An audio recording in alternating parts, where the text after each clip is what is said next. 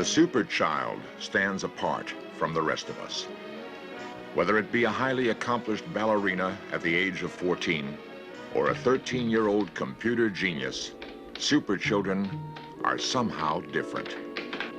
To some, the secret rests in the deepest recesses of the human brain. Yet there are methods already known which can reshape the minds of children. Where's the bullfrog? Can you touch the bullfrog for Mommy? This normal 18-month-old baby has a 10,000-word vocabulary. Okay, good. Is it possible that more such super children can be created?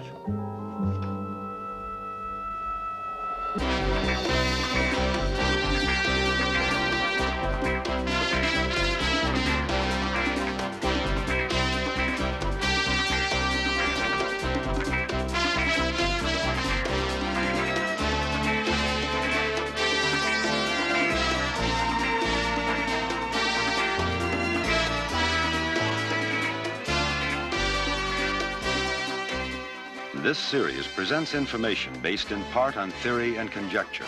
The producer's purpose is to suggest some possible explanations, but not necessarily the only ones, to the mysteries we will examine.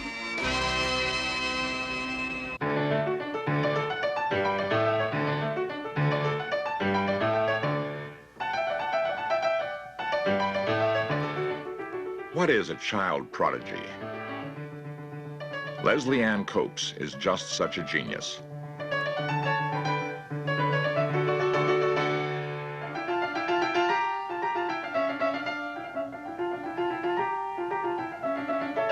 In 1979, she was the only pianist to win the prestigious Los Angeles Philharmonic Symphonies for Youth competition. In the little investigation that has been done of the gifted or genius child, there are few indications that genius spawns genius. What then is the determining factor? It seems highly likely that environment may play a key role in the nurturing of the gifted child.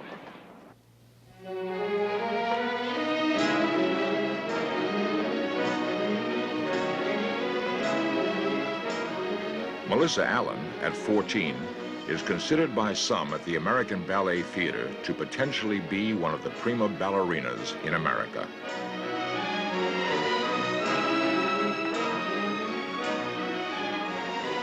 The sacrifices have been many. Melissa explains the rigors of her daily schedules. It's really strenuous. I get up in the morning about 6 o'clock, get ready for school, go. School starts at 8 o'clock. Then I go from there, I eat my lunch and do my homework on the way to ballet. And then I take 3 classes, and then I come home about 7:30. I'm home about 8:30. You got a lot of homework there? Yeah, biology and English. A lot in it. You better get started on it then. Yeah, better get started. Try and keep the boat from rocking too much. Despite her harried schedule, Melissa will finish high school a year early.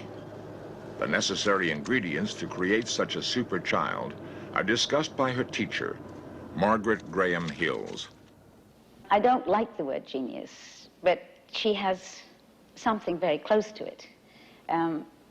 Genius, in a way, to me, implies something that's not as down to earth as the people who really work are. Genius is almost as though it happens to you and you don't have to work for it. And Melissa works for it. She's got the body, she's got the brain, and barring accidents and that sort of thing, I think she will go very far.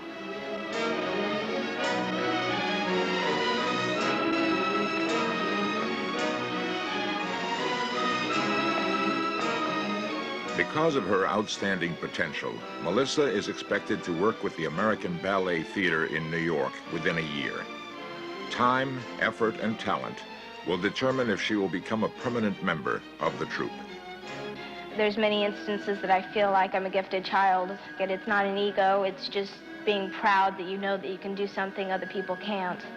The work is worth 1,000 times more than you put out.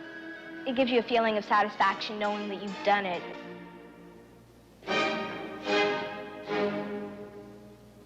As far as Melissa and Melissa's type are concerned, I think, yes, they would be very, very good at anything they set out to do. The brain is essential. If people say, well, you know, she's no good for anything, let her be a ballet dancer. Doesn't work. The brain's got to be absolutely first class. The abilities of Leslie and other such super children have just begun to motivate scientists to investigate the source of their talent. No organism is as mystifying as the human brain. Its complicated methods of relaying messages are beginning to be understood. For Leslie to play with her precision, electrochemical impulses must be relayed to her fingers at a speed of 120 miles per second. These impulses probably emanate from this illuminated section. The area that responds to melody and tone may also be more highly developed. This alone, however, does not fully explain her genius capabilities. Perhaps probing even deeper into the interior of the brain will provide the answers. Marilyn Ferguson, editor of Brain Mind Bulletin. The human brain has tremendous capacities which can either unfold or be left sleeping. And we all have the brain that we need right now to learn anything we want to know. The capacity has always been there. I don't think it's a matter of some sudden evolution that is going to change things. It's just that the tool we've always had is there, and we are only recently discovering that it is. Perhaps each of these children possess within his or her brain abilities associated with Da Vinci, Mozart, or Michelangelo. Are we simply wasting our children's minds? Our whole educational system, and in many ways our whole culture, has valued only one half of human intelligence, one aspect of human intelligence. In the current parlance, this is referred to as left brain intelligence, which means the left half of the brain tends to specialize in analytical learning, into breaking things into their parts. The right hemisphere, on the other hand, tries to see patterns and see things as a whole. And it's more artistic, in a sense more aesthetic, musical, more sexual, more closely related to our dreams, and in many ways a quicker learner. And now what's happening is educators all over the country are going to courses called Teaching Both Halves of the Brain, Educating Both Halves of the Brain, and beginning to appreciate the fact that whole brain learning is what really unlocks our hidden talents, our hidden genius, and our hidden understanding. One of the few schools to stress nurturing the whole child is the Merman School in Los Angeles. The school is restricted to children of IQs over 140. Nevertheless, they are taught to be well-rounded individuals. Teachers strongly encourage their students to be intimately in touch with the world around them. Discussions range from topics such as the recycling of industrial resources to the preservation of wildlife. Animals, okay. What else? If you had an aluminum recycling center, they would recycle it and melt down the aluminum to make new cans. Also, aluminum is a finite resource of the earth, and will run out someday if we don't recycle it and keep using it. What else, Matt? Well, imagine 2,000 years from now, somebody decides to build a garden in his backyard, but his backyard is on top of a former nuclear waste dump. Ah, how can that present a problem? He'll be eating radioactive food. Right. These students far exceed their peers in verbal abilities. The school's curriculum is explained by Dr. Norman Merman. We feel that our program is important in enabling the bright child to develop a positive self-concept. So often these children are perfectionists, and they need the reassurance in a school situation like ours to make mistakes, to learn from their mistakes, and to realize that that is how we grow. They also, we feel, learn that there are other people like themselves with similar interests, with similar enthusiasm for learning, and they are not, in a sense, the loner out in left field. Well, an animal that hasn't really changed a lot is the cockroach, which has stayed the same for about 3 million years. It's sort of gotten its own little niche right there.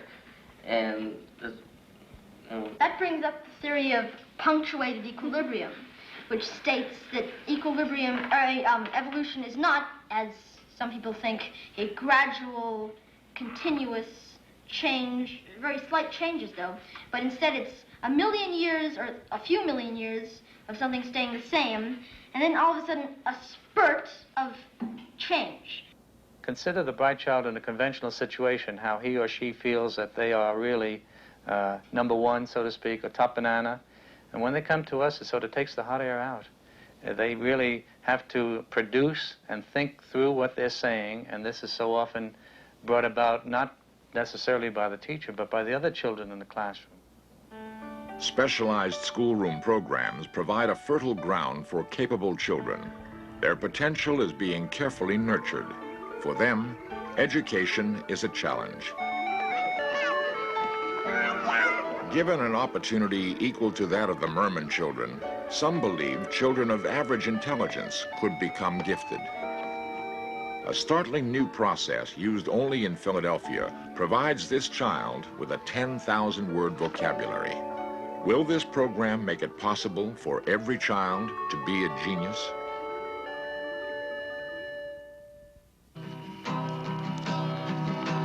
Kumbaya, Lord, kumbaya, kumbaya. Every summer, over 4 million children attend camp in America. Someone's laughing. They enjoy the usual pleasures of nights around the campfire. They spend lazy days exploring nature from horseback. Camp Rancho Oso, near Santa Barbara, California, is like no other in the country. While it is different, the young campers are just regular kids. Camp founder Dennison Bollet. Basically, the kids that come to this camp come from all over the country and indeed all over the world.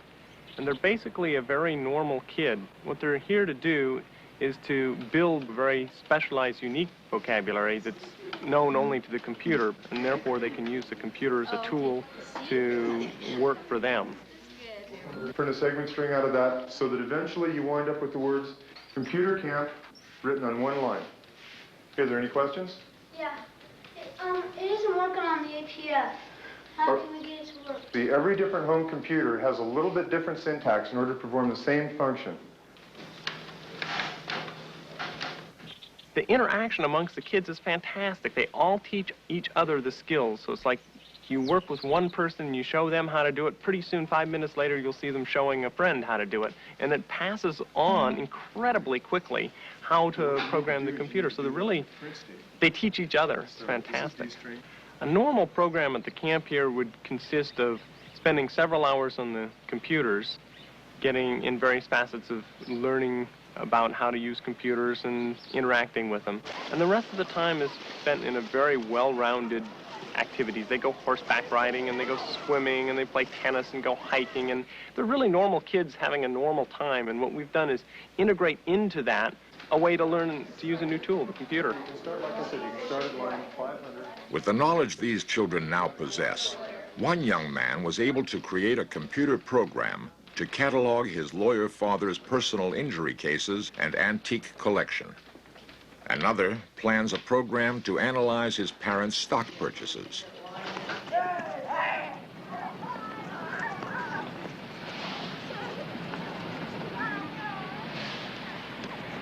Camp Rancho Oso provides us with some intriguing questions. The children there are aged 10 to 15. What if they were much younger? Would they have an even greater capacity to learn? We are taught that the capacity of the brain at birth is limited. Parents may hold the key to actually expanding their children's intelligence. In a sense, the teaching, if we want to use that term, involves stimulating children, answering their questions, talking to them when they're very tiny. The capacity that is there in the average child it dwarfs what we think children can do. And we're just now becoming aware of that. Every normal, that is not brain damaged, baby who is born has the capacity to be what we think of as intellectually gifted. At the Institutes for the Achievement of Human Potential in Philadelphia, children like Sean Katz and his sister Brandy are part of a unique program. Contrary to most school traditions, mothers such as Joan Katz actually enroll along with their children in the Institute. There, they learn how to expand their youngsters' intelligence. Institute founder Glenn Doman. Well, first of all, most professionals have an unspoken law that says that all mothers are idiots and they have no truth in them. And nobody talks to mothers, and God knows nobody listens to them. Well, that's nonsense. Mothers know more about their kids than anybody in the whole world knows about them, and they are superb teachers. Mothers are the best teachers the world has ever seen. All we do is teach mothers, and all the things that happen. The paralyzed kids who walk and run and jump, the blind kids who read, the deaf kids who read, that's all done by mothers. And so teaching their children things such as Japanese or violin or history is a cinch for mothers. Christine Hagg and her daughter Tegan. Tegan was started on the program at birth, the first day of her life. And what we did with her initially was just give her visual, auditory, and tactile stimulation at a very low level. We shone lights in her eyes. We showed her very large outline pictures. We did lots of talking, lots of music, lots of auditory, lots of good touching. And we've done program with Tegan pretty much every day of her life. For tiny children, learning is a survival skill. And they believe that, well, they'd rather learn to eat, they'd rather learn than play games, they'd rather learn than do anything. They think it's a great joy. And in the first 6 years of life, when tiny children can take in any kind of information, to read, to speak 3 languages, to have perfect pitch, to play the violin, in those years of life, we're treating children as if they were little nitwits, making little toys out of them, and it's such a shame. Nature builds in every newborn baby an absolute rage to learn.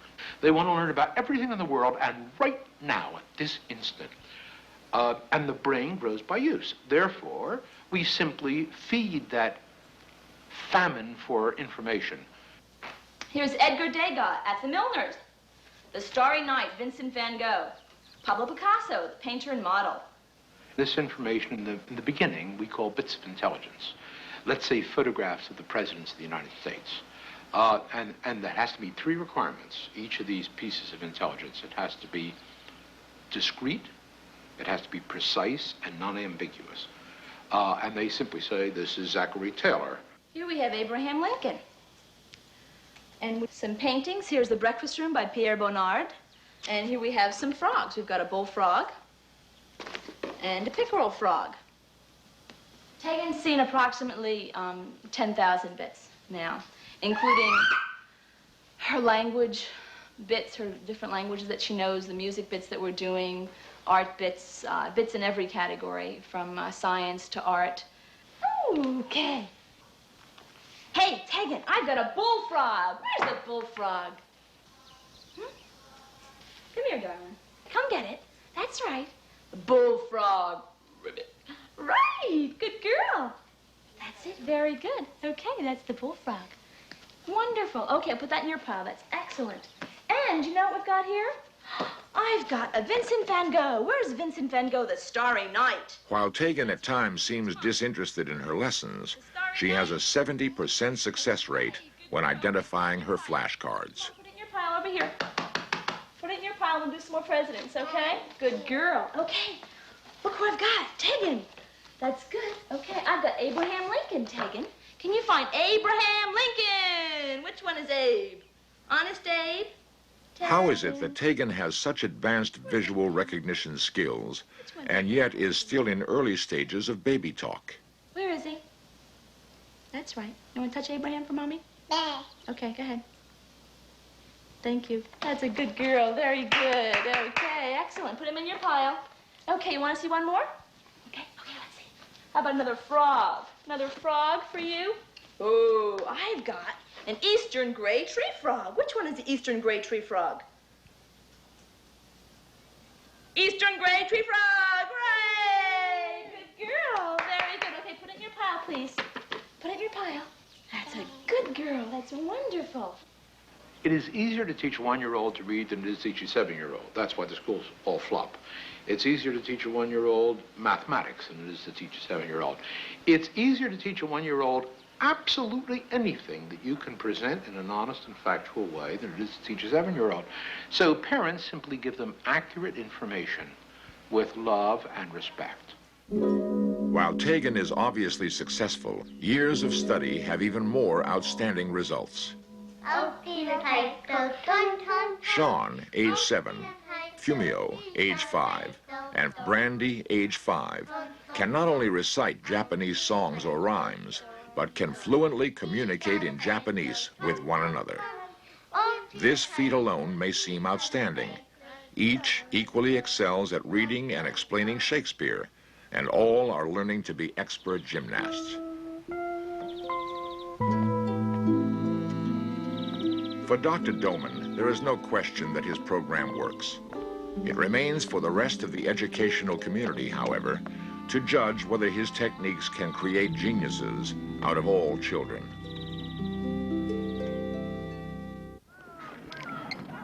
It now seems highly possible we can develop geniuses from normal children.